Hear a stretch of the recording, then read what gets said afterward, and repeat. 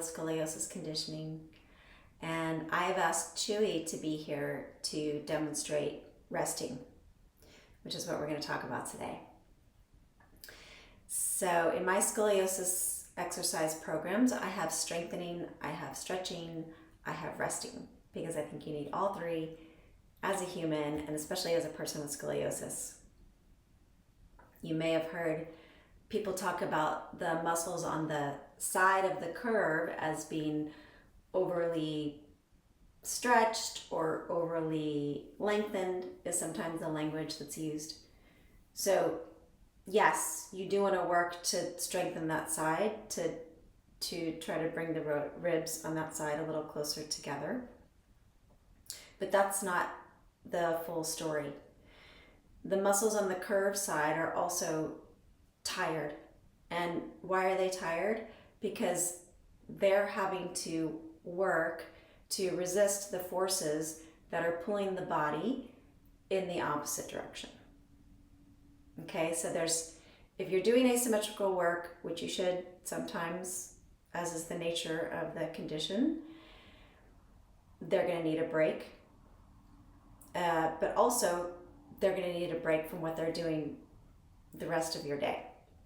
So I'm going to show you a restorative exercise you can do to give those muscles a little break.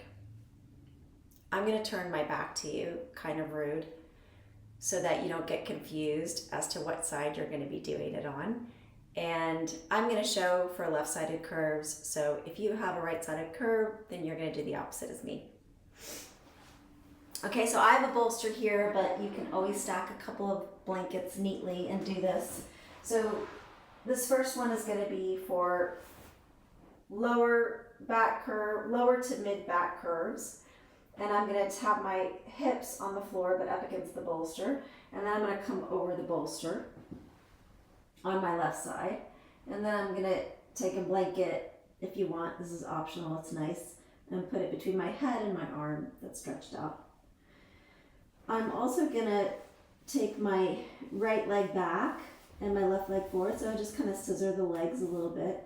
And this is nice because sometimes in the low to mid back curves, then that opposite hip can hike up a little bit, and so it just kind of helps to draw it down and give you a little nice stretch in the front of the hip there.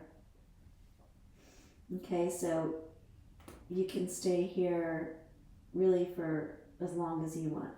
And if this is too deep of a stretch, you can kind of soften that back knee a little bit.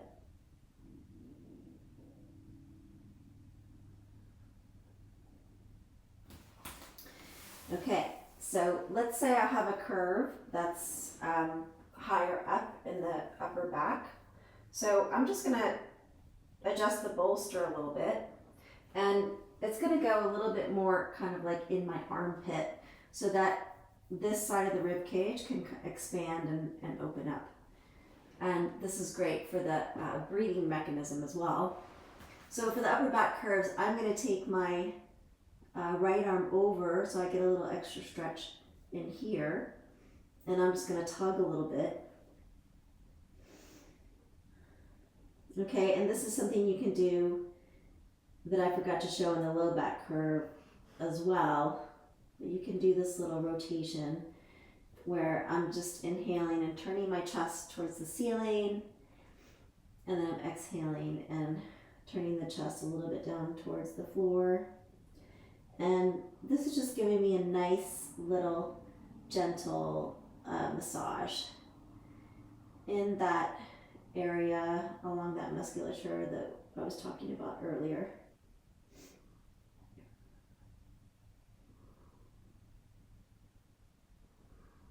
And once you do that little bit of movement, then you can just relax your arm and rest and stay here and hang out.